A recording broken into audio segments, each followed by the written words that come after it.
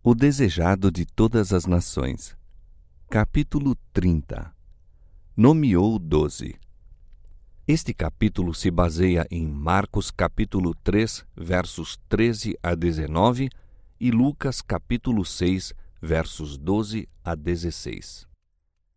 E subiu ao monte e chamou para si os que ele quis, e vieram a ele. E nomeou 12 para que estivessem com ele e os mandasse a pregar.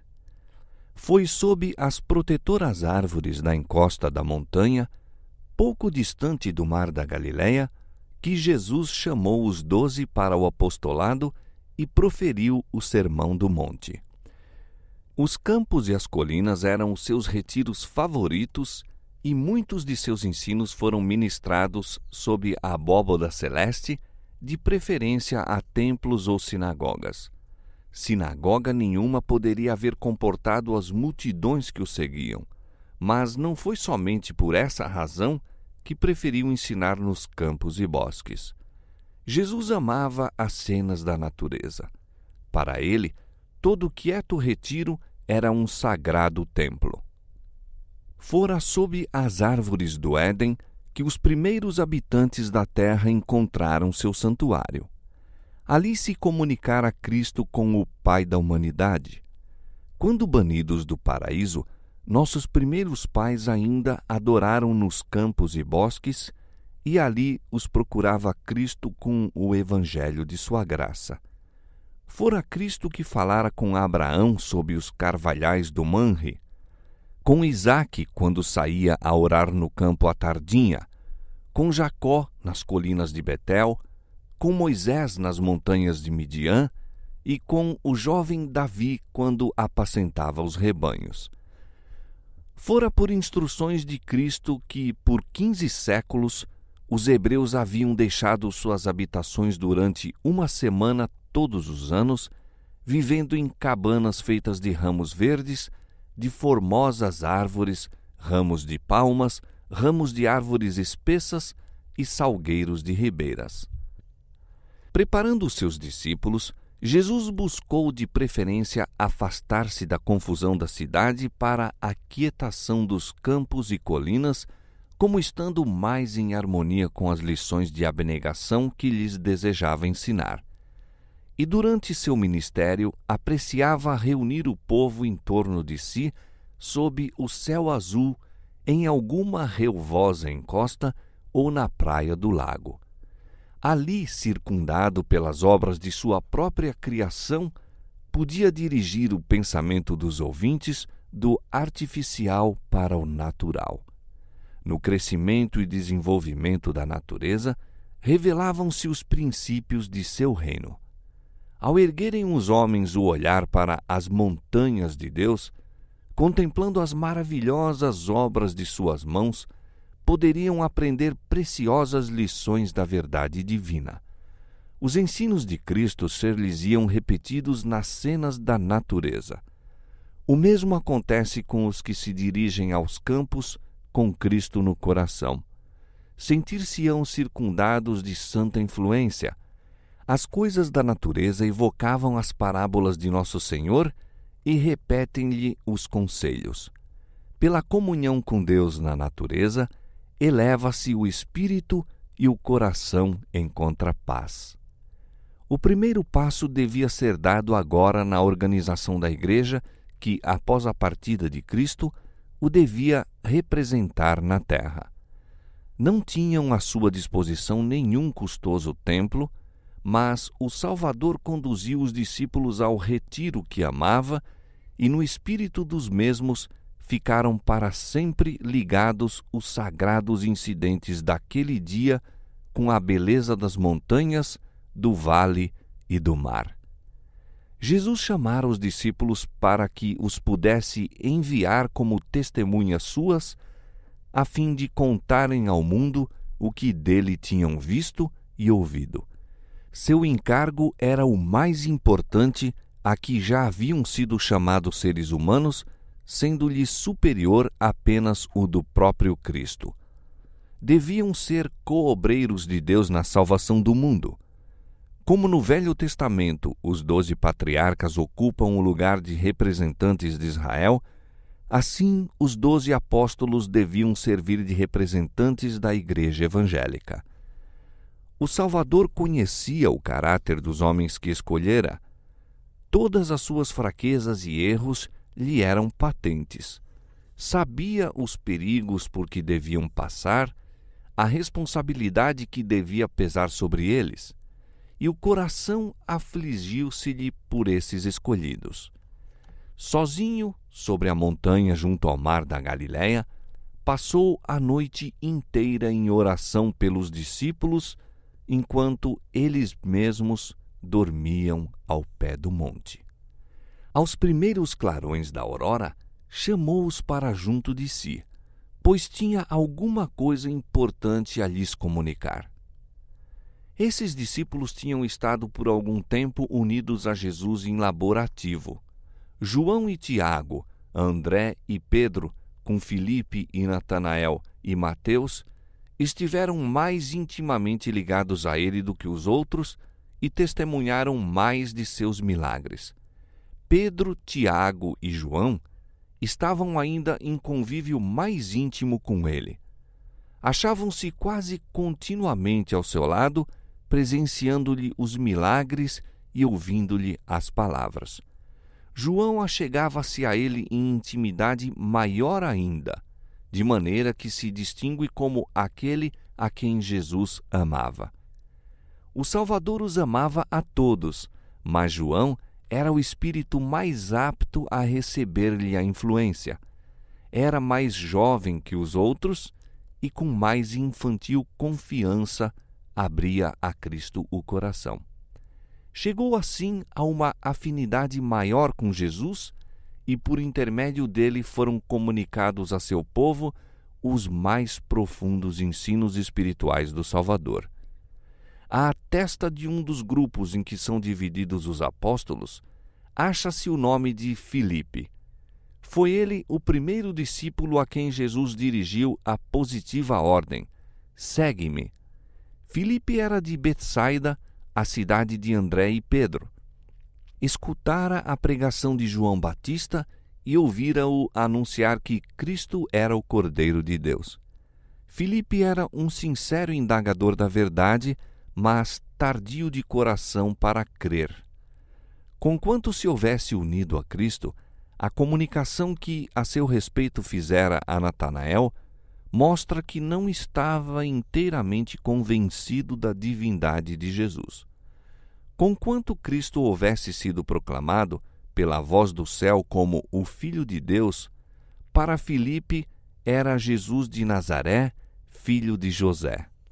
De outra vez, quando foram alimentados os 5.000, revelou-se a falta de fé de Filipe. Foi para prová-lo que Jesus perguntou: onde compraremos pão para estes comerem? A resposta de Filipe foi de incredulidade. 200 dinheiros de pão não lhes bastarão para que cada um deles tome um pouco. Jesus se magoou. Embora Filipe tivesse visto suas obras e experimentado seu poder, não tinha fé. Quando os gregos interrogaram Filipe acerca de Jesus, não se aproveitou da oportunidade para apresentá-los ao Salvador, mas foi ter com André. Mais tarde, naquelas últimas horas antes da crucifixão, as palavras de Filipe foram de molde a desanimar a fé. Quando Tomé disse a Jesus: Senhor, nós não sabemos para onde vais, e como podemos saber o caminho? O Salvador respondeu: Eu sou o caminho e a verdade e a vida. Se vós me conhecesseis a mim, também conheceríeis a meu Pai. De Filipe partiu a resposta de incredulidade: Senhor, mostra-nos o Pai, o que nos basta. Tão tardio de coração, tão fraco na fé era aquele discípulo que por 3 anos estivera com Jesus. Em feliz contraste com a incredulidade de Filipe, estava a infantil confiança de Natanael. Era homem de natureza intensamente fervorosa, homem cuja fé se apoderava das realidades invisíveis. Todavia, Filipe foi aluno na escola de Cristo e o Divino Mestre lidou pacientemente com sua incredulidade e espírito tardio. Quando o Espírito Santo foi derramado sobre os discípulos, Filipe tornou-se um mestre segundo as normas divinas. Sabia de que falava e ensinava com uma certeza que levava convicção aos ouvintes. Enquanto Jesus estava preparando os discípulos para sua ordenação, um que não fora chamado se esforçou para ser contado entre eles. Foi Judas Iscariotes, que professava ser seguidor de Cristo. Adiantou-se então, solicitando um lugar nesse círculo mais íntimo de discípulos. Com grande veemência e aparente sinceridade, declarou: Senhor, seguir-te-ei para onde quer que fores. Jesus nem o repeliu, nem o acolheu com mostras de agrado, mas proferiu apenas as tristes palavras: As raposas têm covis e as aves do céu ninhos, mas o Filho do Homem não tem onde reclinar a cabeça. Judas acreditava que Jesus fosse o Messias e, ao unir-se aos discípulos, esperava assegurar para si alta posição no novo reino. Essa esperança quis Jesus tirar com a declaração de sua pobreza. Os discípulos estavam ansiosos por que Judas fosse contado entre eles. Tinha imponente aparência, era dotado de perspicácia e habilidade executiva, e eles o recomendaram a Jesus como pessoa que lhe seria de grande utilidade na obra. Surpreenderam-se de que o recebesse tão friamente. Os discípulos tinham ficado muito decepcionados de que Jesus não houvesse buscado obter a cooperação dos guias de Israel. Achavam que era erro não consolidar sua causa com o apoio desses homens de influência. Houvesse ele repelido a Judas, e teriam em seu íntimo posto em dúvida a sabedoria do Mestre. A história posterior de Judas revelar-lhes-ia o perigo de permitir qualquer consideração mundana influir no julgar a capacidade de homens para a obra de Deus. A cooperação de homens como os que os discípulos estavam ansiosos por conseguir teria entregue a obra nas mãos dos piores inimigos. Todavia, quando Judas se uniu aos discípulos, não era insensível à beleza do caráter de Cristo. Sentia a influência daquele poder divino que atraía almas ao Salvador. Aquele que não viera quebrar a cana trilhada, nem apagar o fumegante pavio, não repeliria essa alma enquanto nela houvesse um único desejo que o atraísse para a luz. O Salvador lia o coração de Judas, sabia as profundezas de iniquidade a que, se o não livrasse a graça de Deus, havia ele imergir. Ligando a si esse homem, colocou-o numa posição em que poderia ser dia a dia posto em contato com as torrentes de seu próprio abnegado amor. Abrisse ele o coração a Cristo, e a graça divina baniria o demônio do egoísmo, e mesmo Judas se poderia tornar um súdito do reino de Deus. Deus toma homens tais como são, com os elementos humanos de seu caráter, e os prepara para seu serviço, caso queiram ser disciplinados e dele aprender.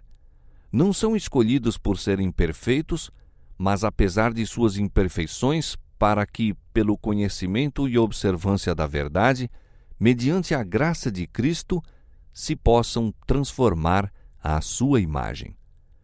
Judas teve as mesmas oportunidades que os outros discípulos, escutou as mesmas preciosas lições, mas a observância da verdade exigida por Cristo estava em desarmonia com os desejos e desígnios de Judas, e este não queria ceder suas ideias a fim de receber sabedoria do céu. Quão ternamente tratou o Salvador àquele que havia de ser seu traidor. Em seus ensinos, demorava-se sobre os princípios de generosidade que feriam pela raiz a cobiça. Apresentava diante de Judas o odioso caráter da ganância e muitas vezes compreendeu o discípulo que seu caráter fora descrito, apontado seu pecado, mas não queria confessar e abandonar sua injustiça. Era cheio de presunção e, em lugar de resistir à tentação, continuava em suas práticas fraudulentas. Cristo estava diante dele, exemplo vivo do que se devia tornar caso colhesse o benefício da mediação e ministério divinos. Mas, lição após lição, caiu desatendida aos ouvidos de Judas. Jesus não lhe passou por sua cobiça nenhuma repreensão de molde a ferir, mas com divina paciência lidou com esse homem faltoso, mesmo quando lhe demonstrava que lia em seu coração como num livro aberto. Apresentou-lhe os mais altos incentivos para proceder retamente e, rejeitando a luz do céu, Judas não teria desculpa. Ao invés de andar na luz, Judas preferiu conservar seus defeitos. Maus desejos, vingativas paixões, sombrios e malévolos pensamentos eram nutridos até que Satanás tomou inteiro domínio sobre o homem. Judas tornou-se um representante do inimigo de Cristo. Quando ele se pôs em contato com Jesus, tinha alguns preciosos traços de caráter que se poderiam haver tornado uma bênção para a igreja. Houvesse ele estado disposto a tomar o jugo de Cristo e ter-se-ia contado entre os principais apóstolos, mas endureceu o coração quando lhe eram apontados os defeitos e, orgulhosa e rebeldemente, preferiu suas próprias ambições egoístas, incapacitando-se assim para a obra que Deus lhe teria dado a fazer. Todos os discípulos tinham sérias falhas de caráter quando Jesus os chamou ao seu serviço. O próprio João, que chegou a ter mais íntimo convívio com o manso e humilde, não era de si mesmo dócil e submisso. Ele e seu irmão foram chamados filhos do trovão. Durante o tempo em que viveram com Jesus, todo menosprezo a ele mostrado lhes despertava a indignação e a combatividade. Mau gênio, vingança, espírito de crítica, tudo se encontrava no discípulo amado. Era orgulhoso e ambicioso de ser o primeiro no reino de Deus, mas dia a dia, em contraste com seu próprio espírito violento, contemplava a ternura e longanimidade de Jesus e aprendia-lhe as lições de humildade e paciência. Abriu o coração à divina influência e tornou-se não somente ouvinte, mas cumpridor das palavras do Mestre. O próprio eu escondeu-se em Cristo, aprendeu a levar o jugo de Jesus, a suportar-lhe o fardo. Jesus reprovava seus discípulos, advertia-os e avisava-os, mas João e seus irmãos não o deixavam. Preferiam a Jesus apesar das reprovações. O Salvador não se afastava deles por causa de suas fraquezas e erros. Continuaram até ao fim a partilhar-lhe as provações e aprender as lições de sua vida. Contemplando a Cristo, transformaram-se no caráter. Os apóstolos diferiam largamente em hábitos e disposição.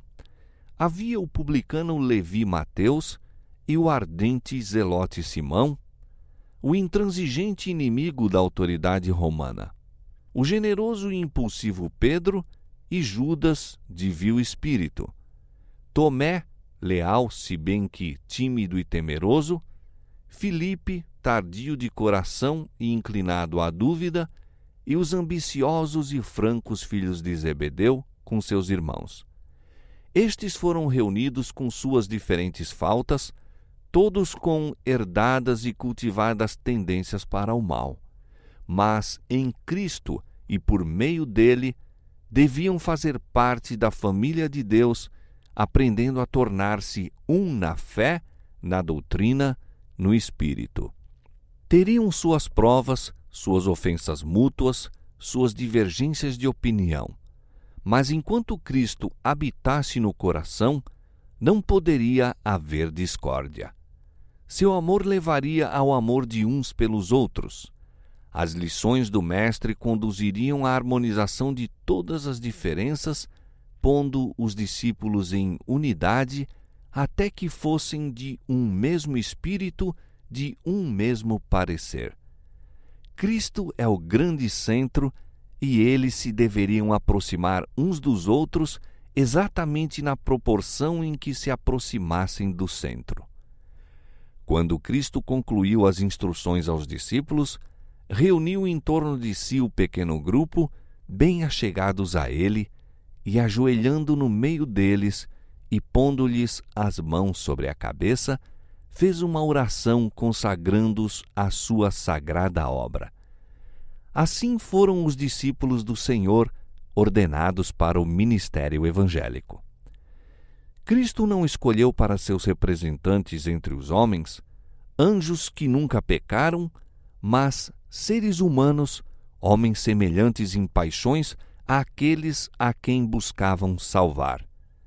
Cristo tomou sobre si a humanidade a fim de chegar à humanidade. A divindade necessitava da humanidade, pois era necessário tanto o divino como o humano para trazer salvação ao mundo.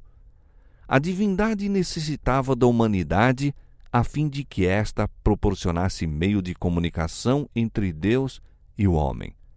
O mesmo se dá com os servos e mensageiros de Cristo. O homem necessita de um poder fora e acima dele para restaurá-lo à semelhança com Deus e habilitá-lo a fazer sua obra. Isso, porém, não faz com que o instrumento humano deixe de ser essencial.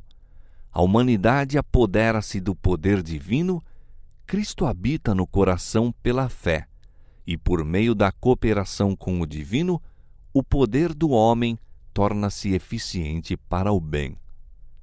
Aquele que chamou os pescadores da Galileia chama ainda homens ao seu serviço, e está tão disposto a manifestar por nosso intermédio o seu poder, como por meio dos primeiros discípulos. Imperfeitos e pecadores como possamos ser, o Senhor estende-nos o oferecimento da comunhão com Ele, do aprendizado com Cristo. Convida-nos a colocar-nos sob as instruções divinas, para que, unindo-nos a Cristo, possamos realizar as obras de Deus. Temos, porém, este tesouro em vasos de barro, para que a excelência do poder seja de Deus e não de nós. 2 Coríntios capítulo 4, verso 7. Foi por isso que a pregação do Evangelho foi confiada a homens falíveis e não aos anjos. É manifesto que o poder que opera através das fraquezas da humanidade é o poder de Deus. E somos assim animados a crer que o poder que auxilia a outros, tão fracos como nós, nos pode ajudar a nós. E os que se acham rodeados de fraqueza devem compadecer-se ternamente dos ignorantes e errados. Havendo eles próprios estado em perigo, acham-se familiarizados com os riscos e dificuldades do caminho e, por esse motivo, são chamados a esforçar-se por outros em perigo idêntico. Almas existem perplexas pela dúvida, opressas pelas fraquezas, débeis na fé, incapazes de apegar-se ao invisível, mas um amigo a quem podem ver, indo ter com eles em lugar de Cristo, pode ser um elo para firmar-lhes a trêmula fé no Filho de Deus. Devemos ser coobreiros dos anjos celestes em apresentar Jesus ao mundo. Com quase impaciente ansiedade, esperam os anjos nossa cooperação, pois o homem deve ser um instrumento para comunicar com o homem. E quando nos entregamos a Cristo, numa consagração de toda a alma, os anjos se alegram de poderem falar por meio de nossa voz para revelar o amor de Deus.